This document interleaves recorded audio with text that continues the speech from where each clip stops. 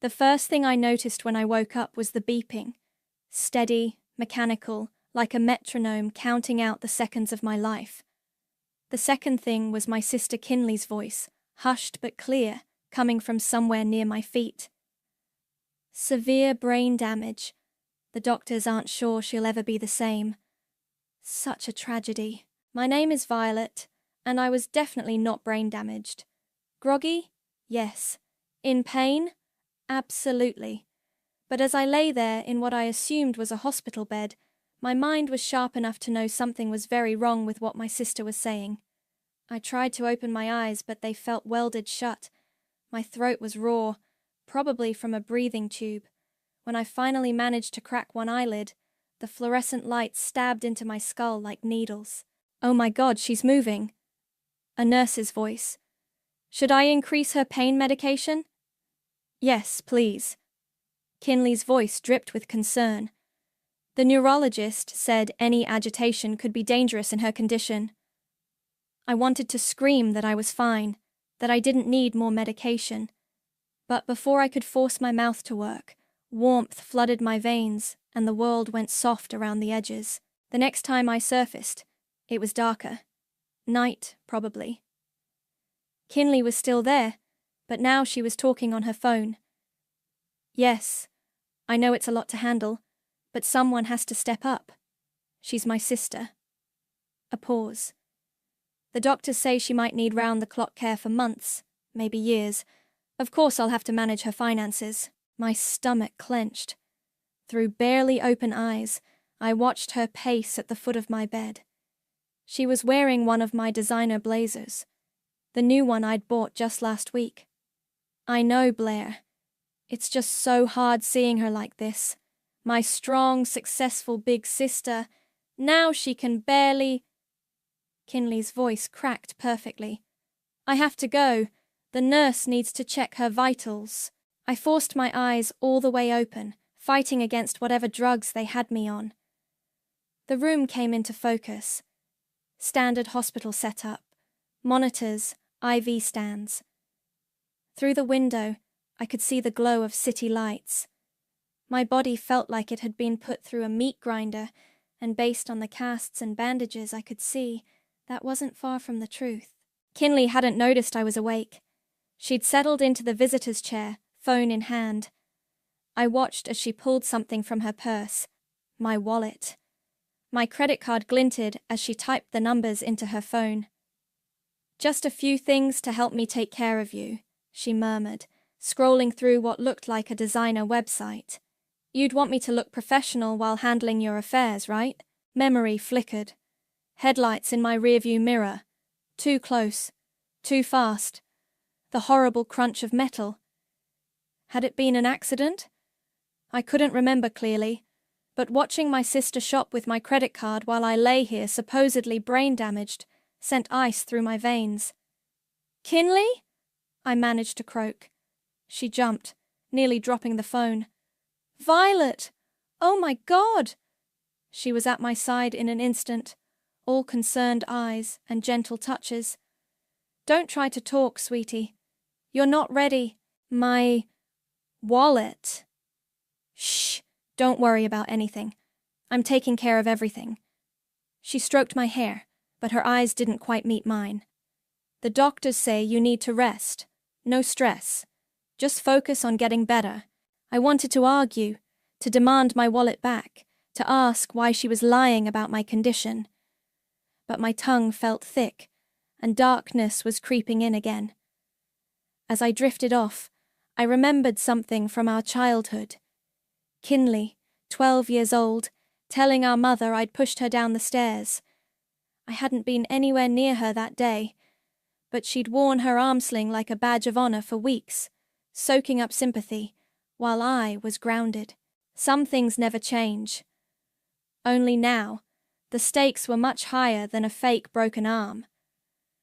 The last thing I saw before sleep took me was Kinley slipping my credit card back into my wallet, her face illuminated by her phone screen as she completed her purchase.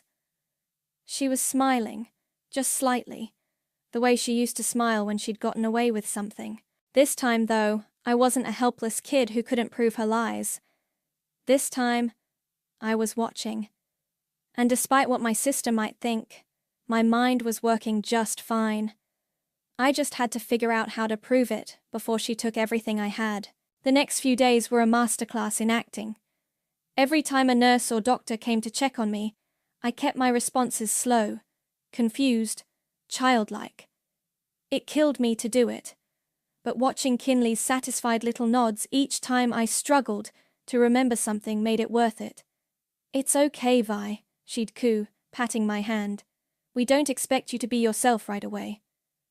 I wanted to bite that patting hand, but instead, I just blinked vacantly and mumbled, "Thank you, sister." The neurologist, Dr. Hicks, came by for regular checks. There was something different about him. The way he watched me when Kinley wasn't looking, how his questions seemed designed to test more than just my basic functions. One afternoon, while Kinley was out handling my affairs, he closed the door and spoke in a low voice. "Ms. Webb, I'm going to be direct. You're far more cognizant than you're letting on, aren't you?" I hesitated, studying his face. He waited patiently, holding my gaze. "How did you know?" I finally whispered. 20 years of experience, and the fact that you complete the cognitive tests perfectly when your sister isn't here, but conveniently struggle when she is." He pulled up a chair. "Want to tell me what's going on?" I told him everything. The credit card theft, the lies about my condition, the overheard phone calls about managing my finances. His face grew darker with each detail. "This is serious," he said. "She's setting up for a conservatorship play. I've seen it before." "A what?" "Legal control of your affairs. If she can convince the courts you're mentally incompetent." He let the implications hang. "I need to expose her," I said. "But if I just suddenly get better, she'll know I've been faking. She'll hide the evidence." Dr. Hicks nodded slowly. "What if we documented a very gradual recovery? Give you time to gather proof while she thinks she's still in control." Before I could respond, the door opened. Kinley breezed in with our mother, Rosalind, in tow. "Look who's here, Vi!" Kinley sang out. I immediately went slack-faced, letting my eyes unfocus slightly. "Oh, honey!" Mom rushed to my bedside. "Kinley told me how bad it was, but seeing you like this..." "She's making progress," Dr. Hicks cut in smoothly. "But it's crucial we don't rush her recovery." "Of course not," Kinley agreed. "That's why I've started the paperwork for extended medical leave from her job. And I've contacted a lawyer about temporary power of attorney." I saw Dr. Hicks's jaw tighten slightly. "That seems premature. Let's see how she progresses." "Better safe than sorry," Kinley chirped. "I just want what's best for my sister." After they left, a nurse came in to change my IV. As she worked, she slipped something under my pillow, a folded piece of paper. I waited until I was alone to read it. "Your sister thinks you'll never wake up. Prove her wrong." The handwriting was unfamiliar, but it sent a chill down my spine. Someone else had noticed. Someone else knew. That evening, Kinley brought dinner. For herself, not me. I was still on a restricted diet. She ate my favorite sushi while scrolling through her phone. "Good news, Vi! I found a great long-term care facility. Very exclusive. They can take you as soon as you're stable." I forced myself to smile vaguely. Inside, I was screaming. "And don't worry about the cost. I've arranged to liquidate some of your investments. It's what you would want." A knock at the door made her jump. Dr. Hicks entered with his tablet. "Evening check," he announced. "Mind giving us a few minutes?" "Oh, I should stay," Kinley said, "in case you need any information about her condition." "Actually," Dr. Hicks replied firmly, "I need to do some cognitive tests that work better without family present. Hospital policy." Kinley's smile flickered but held.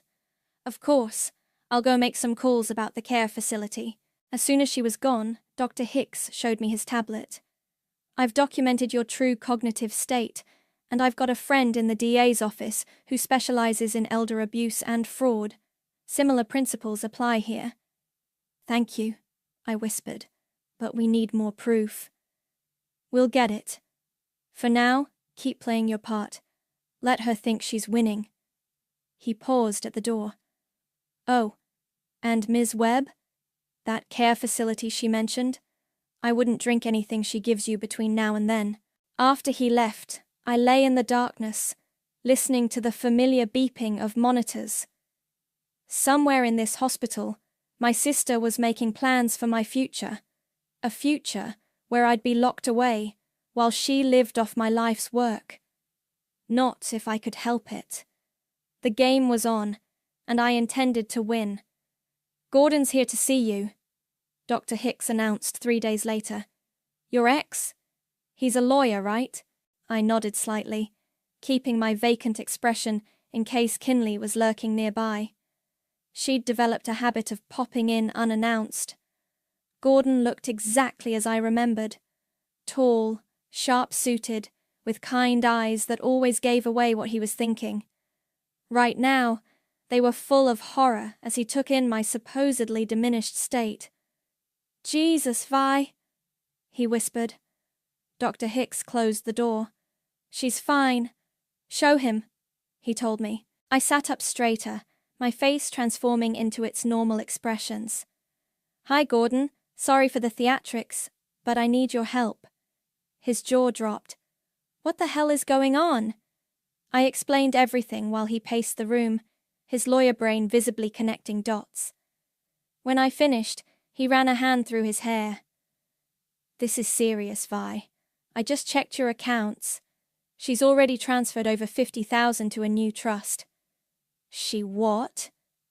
My heart rate monitor betrayed my spike of anger. Keep calm, Dr. Hicks warned. We need to be smart about this. Gordon pulled out his phone. I can help. We'll need to document everything, set up some traps. But Vi... He hesitated. Your sister's been reaching out to me, asking me to coffee, seeking legal advice about your situation.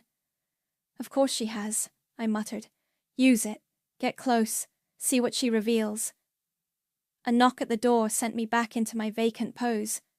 Kinley entered, freezing when she saw Gordon. Oh, I didn't know you were here. She touched her hair self-consciously. I've been meaning to call you about those papers. Just checking on Vi, Gordon said smoothly. Maybe we could discuss everything over coffee later. Kinley's face lit up. That would be perfect. I have so many questions about managing Violet's estate. My estate? I mumbled, playing confused. Don't worry about it, sweetie, Kinley soothed.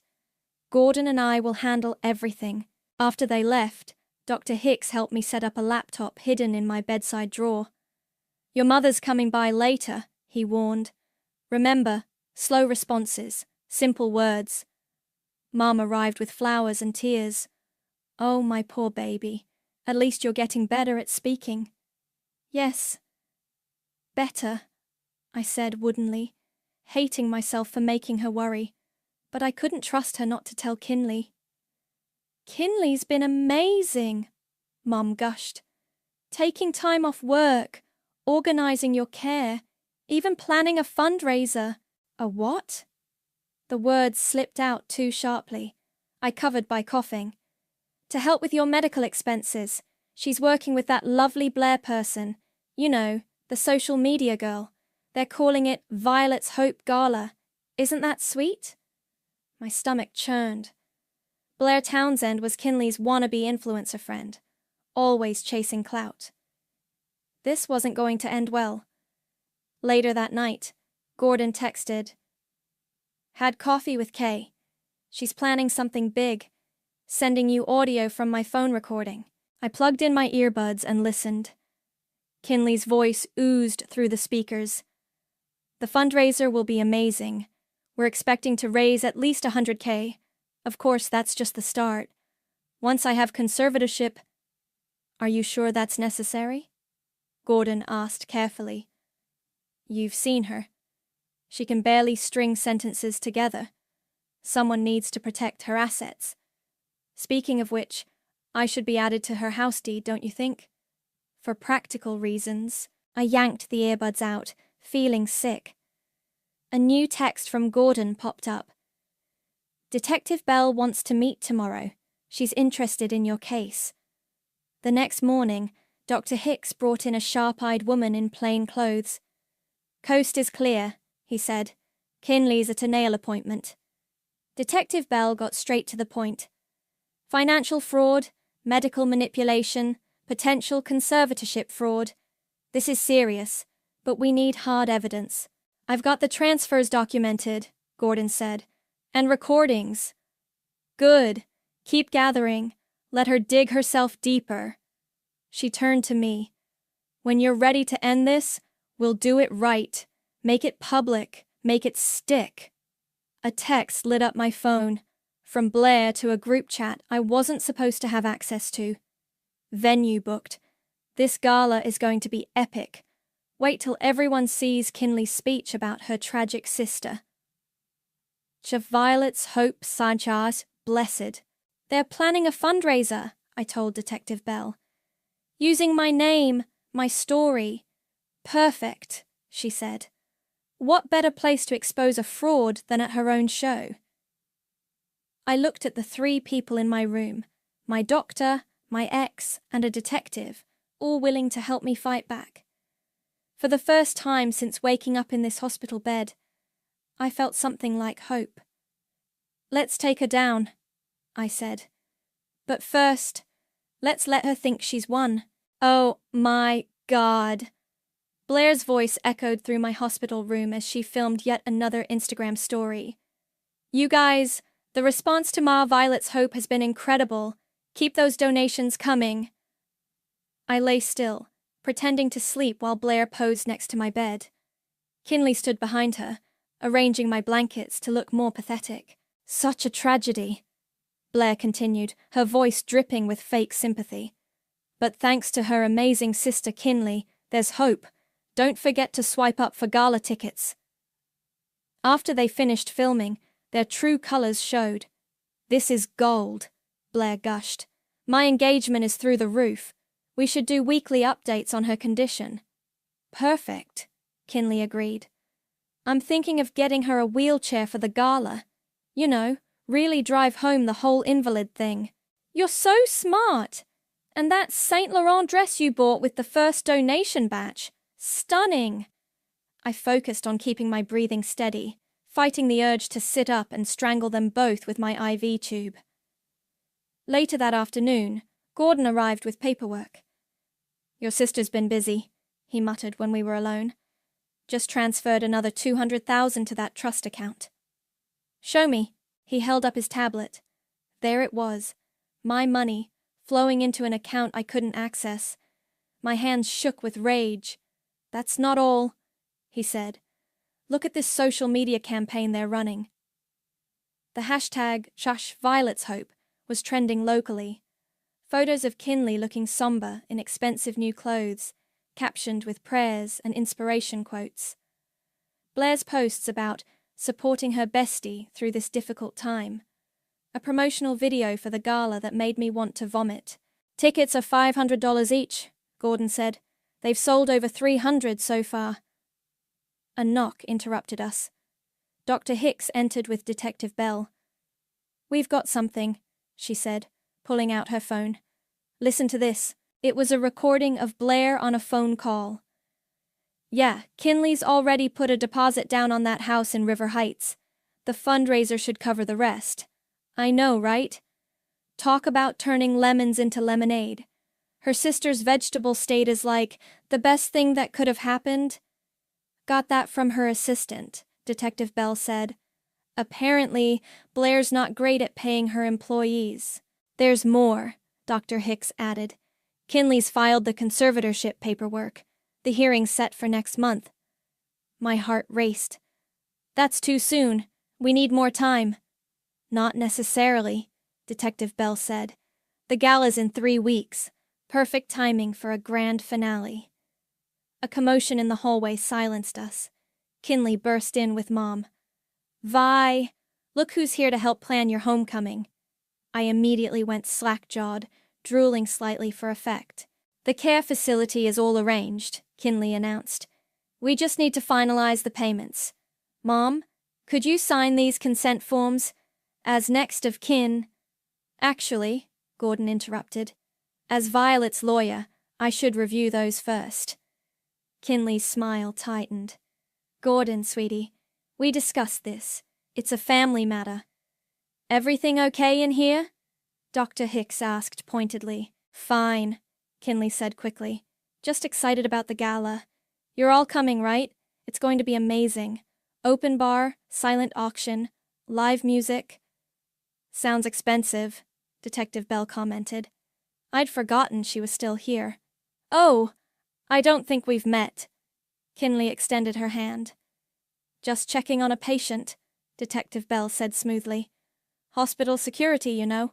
After they left, I grabbed Gordon's tablet again, scrolling through more social media posts. Blair was live streaming from a boutique. Shopping for Euro Violet's hope. Every designer wants to dress Kinley for her big night. My phone buzzed. A text from Detective Bell. Your sister just bought $50K in casino chips with your money, adding gambling fraud to the list. Another buzz. Dr. Hicks. Care facility called. She's arranged for heavy sedation upon your arrival. Don't worry, I've flagged it. Final buzz. Gordon. Just got the guest list for the gala. Half the city's elite will be there. Perfect audience for her downfall. I closed my eyes, remembering Kinley's words from childhood, whenever she'd framed me for something.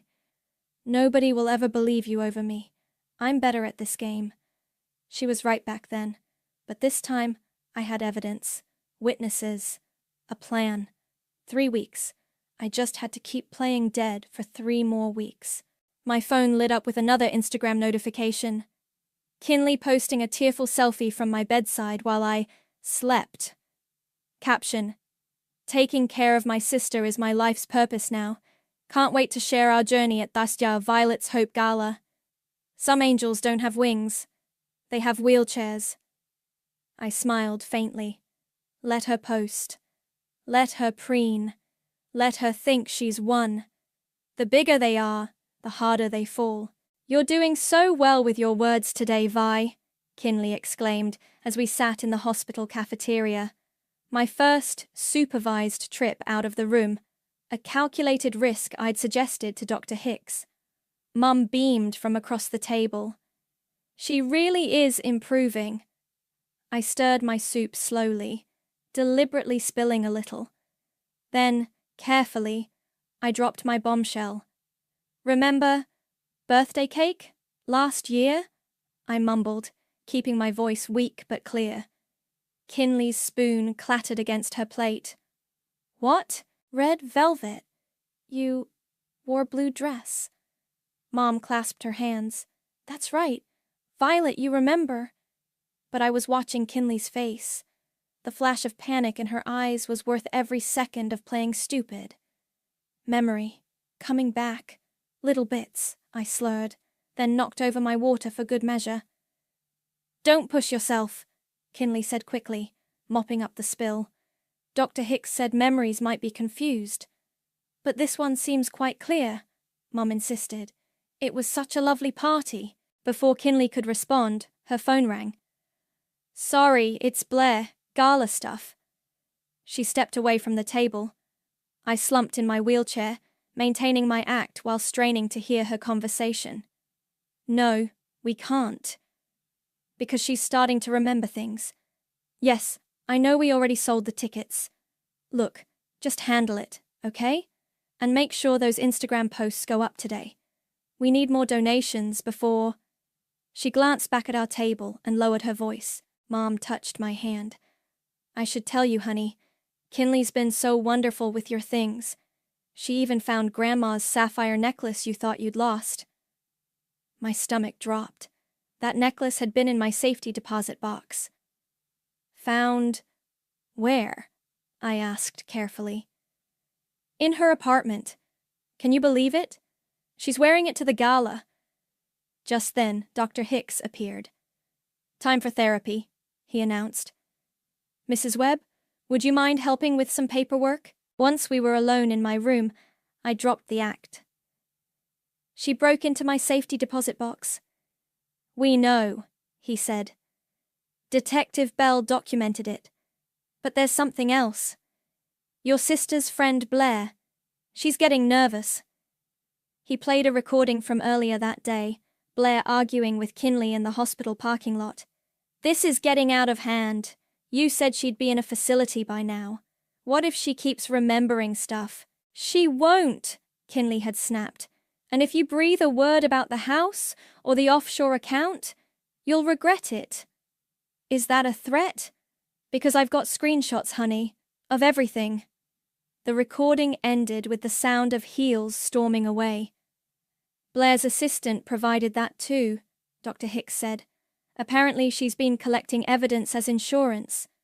"Perfect," I smiled. "Let them turn on each other." That evening, Gordon brought more news. "Kinley's filing for emergency conservatorship. Says your sudden memories are actually signs of deterioration." "How long do we have?" "Hearings next week. But don't worry, I've got the judge's clerk on our side. They'll delay it until after the gala." A commotion outside made us freeze. Blair's voice carried through the door. "I don't care if she's sleeping! This can't wait!" She burst in.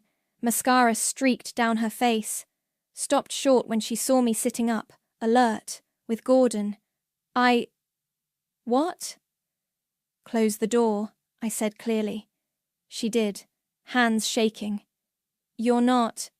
But Kinley said—" "Kinley lies. You know that better than most, apparently." Blair sank into a chair. "She promised nobody would get hurt. Just a quick fundraiser, split the money, everyone wins. But now she's talking about permanent care facilities, and she's buying property in the Caymans, and I can't— "Sit," Gordon commanded. "Tell us everything." An hour later, Detective Bell had a sworn statement, and Blair had immunity in exchange for her cooperation. As she left, she paused. "The necklace," she said. "The one she's wearing to the gala. She took it the day of your accident. Said it was payment for services rendered. I didn't understand what she meant until—" "Until what?" "Until I saw the mechanic's receipt in her purse, for brake line work, on your car. The day before—" The room went silent except for the heart monitor's suddenly rapid beeping. "Get out," I whispered. After she fled, Gordon touched my shoulder. "Vi, my own sister tried to kill me. We'll add attempted murder to the charges." "No," I said, my voice hard. "The gala stays as planned. But now I want her to suffer." I picked up my phone, opened the Tart Violet's Hope hashtag. Kinley's latest post showed her holding my necklace, captioned, "Wearing this family heirloom in honor of my brave sister. 2 weeks until the most important night of our lives." "You have no idea," I whispered, "how important it's going to be." The invitation arrived on heavy cream cardstock, gold letters gleaming. "Violet's Hope Gala, a night of healing and hope." Below that, in smaller text, "Honoring Kinley Webb for her extraordinary dedication to her sister's recovery." "Nice touch," Detective Bell said, examining the invitation. "Making herself the guest of honor at your own fundraiser. We were in my hospital room, now Command Central for Operation Takedown. Dr. Hicks had officially approved my discharge for the day of the gala, though Kinley didn't know that yet." "Everything's in place," Gordon reported. "The DA has the warrant ready. We just need her to incriminate herself at the gala." "Oh, she will," I said, "especially after I RSVP'd." "You what?" Dr. Hicks grabbed the invitation. There at the bottom, in shaky handwriting, meant to look like an invalid scrawl, "Yes, I'll be attending in full capacity." "She's been calling every hour," I grinned, "but mysteriously, I'm always sleeping when she visits." My phone buzzed. Another frantic text from Blair. She's losing it. Keeps talking about moving up your transfer to the care facility. Says she can't risk you being at the gala. Good, Detective Bell nodded. Let her spiral. Makes her more likely to slip up. A knock at the door sent everyone scrambling. Gordon to the bathroom, Detective Bell behind a curtain, Dr. Hicks pretending to check my charts. Mum walked in with Kinley. "Look who's here for lunch," Mum announced. I kept my eyes unfocused, mumbling a greeting. "Vi, honey," Kinley's voice was tight. "About the gala. I don't think you're strong enough to attend. Dr. Hicks, don't you agree?" "Actually," he said carefully, "short supervised outings might be beneficial at this stage." "But she can barely feed herself," Kinley protested. I chose that moment to speak. "Want to see you shine, sister." Kinley's face did something complicated. "That's sweet, Vi, but I really think—" "Let her come," Mom interrupted. "It would mean so much to everyone." "Fine," Kinley snapped, then quickly softened her tone. "I mean, of course, if she feels up to it." After they left, Gordon emerged from the bathroom. "That was close. Did you see her face?" I asked. "She's terrified I'll ruin her big moment." "She should be," Detective Bell said, checking her phone. "Just got confirmation. We have access to the venue's security system. Every room will be recorded. That evening, Blair went live on Instagram from the venue. Final preparations for Violet's Hope. Look at this amazing stage where Kinley will share her touching story." The camera panned across an elegant ballroom, lingering on a massive portrait of me in my hospital bed, looking helpless and frail. Below it, a donation table with a sign. "Help support Violet's long-term care." "Long-term care fund, my ass," Gordon muttered. "More like Kinley's escape fund." My phone lit up with a text from an unknown number. "Found the brake shop mechanic. He's willing to testify." Detective Bell. Another notification popped up. Kinley posting a selfie in my sapphire necklace. "Final fitting for the gala. Can't wait to honor my sister while wearing this precious family heirloom. Blessed Shucks Violet's Hope." "Ready for your fitting?" Dr. Hicks asked, wheeling in a garment bag. I unzipped it to reveal a sleek black dress. Professional. Powerful. Nothing like the invalid Kinley had been portraying. "Perfect," I said. "But we need one more thing." I pulled out my laptop, showing them an email from my private investigator. "Remember how Kinley kept pushing Mom to sign those care facility papers? Look what they found." Gordon whistled low. "A kickback arrangement? She was getting a percentage of your care costs?" "Add it to the evidence pile," Detective Bell said. "The DA's going to have a field day." I stood up, no wheelchair, no weakness, and walked to the mirror. After weeks of playing helpless, it felt good to stand tall. "You know she'll try something when she sees you're coming," Dr. Hicks warned. "Let her try. We'll have uniformed officers at every exit." My phone buzzed one last time. Blair again.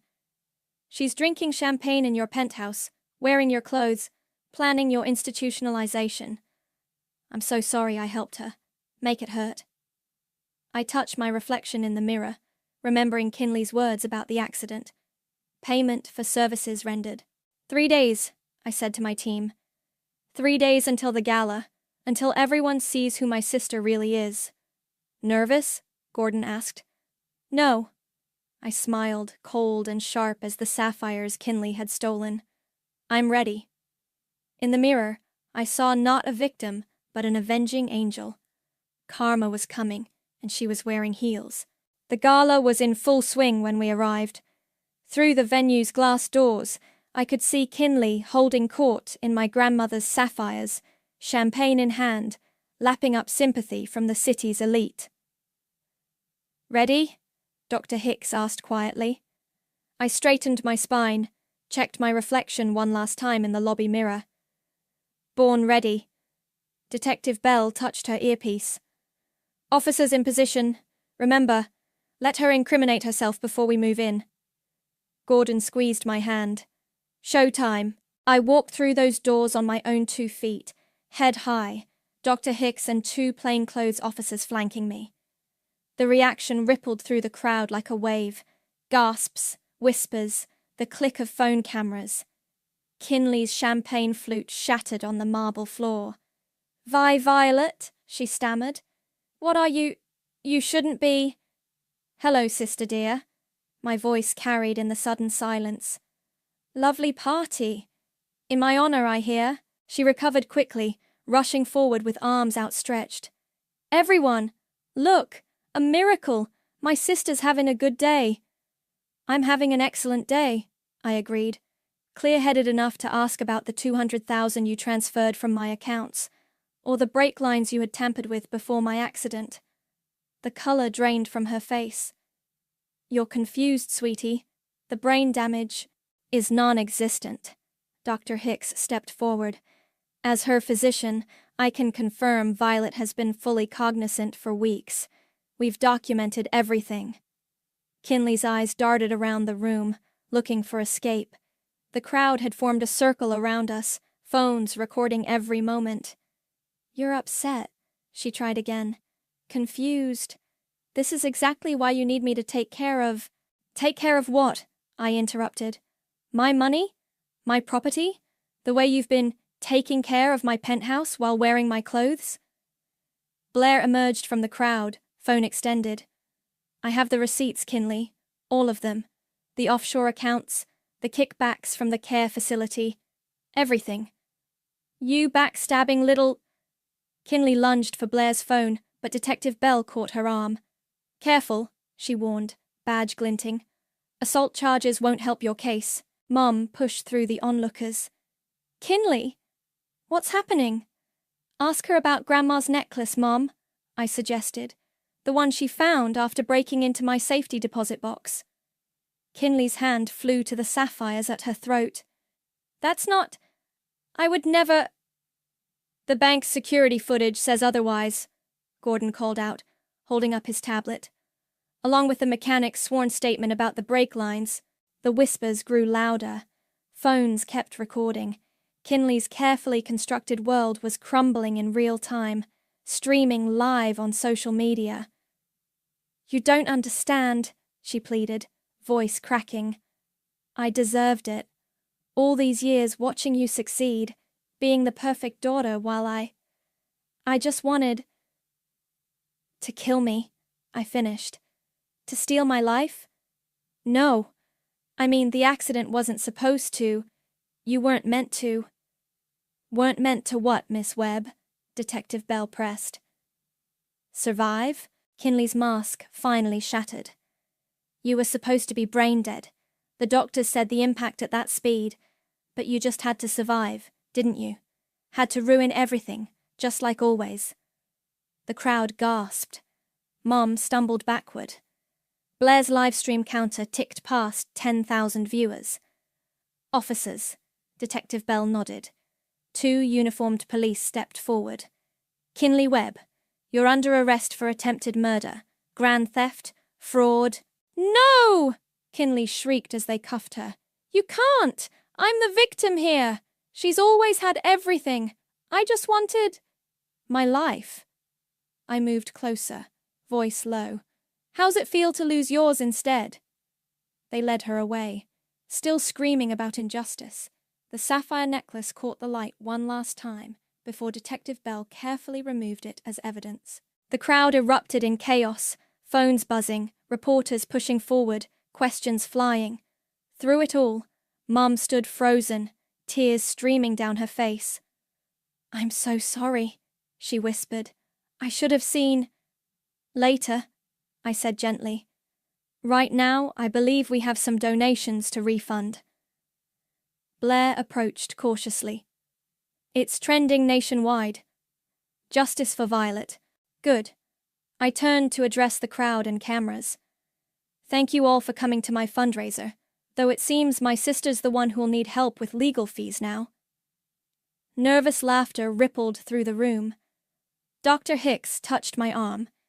Need to sit down? No. I stood taller, feeling truly strong for the first time since the accident. I need a drink. Gordon appeared with champagne. To justice?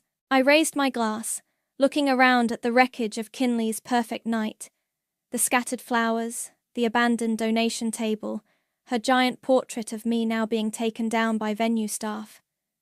To Karma, I corrected. She's a patient bitch, but she always delivers. Guilty on all counts. The judge's words echoed through the courtroom. I watched Kinley's shoulders slump as the full sentence was read. 15 years for attempted murder, fraud, and theft. No chance of early parole. Mum gripped my hand so tight it hurt. She hadn't missed a single day of the trial, watching her daughters on opposite sides of the justice system. When they led Kinley away, she turned to face me one last time. I hope it was worth it, she spat. Destroying your only sister. You destroyed yourself, I replied calmly. I just provided the audience. Outside the courthouse, reporters swarmed. Blair, who'd testified against Kinley in exchange for immunity, was already giving interviews about her upcoming tell-all book. How does it feel to see justice served? A reporter shoved a microphone in my face. Like closing a chapter, I said simply, then turned to Mom. Ready to go home? She nodded, tears streaming. I still have your spare key. I could help you clean out her things from your penthouse. Actually, I smiled, I sold the penthouse. Too many bad memories. But where will you— My new place has a mother-in-law suite, I said carefully. If you're interested. She stopped walking. You want me to live with you?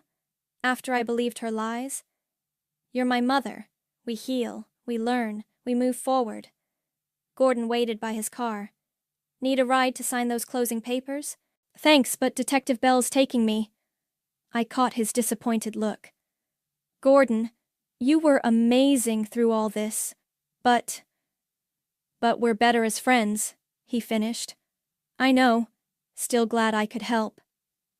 Dr. Hicks called as we drove to the realtor's office. Saw the verdict. How are you feeling? Like I can finally breathe again.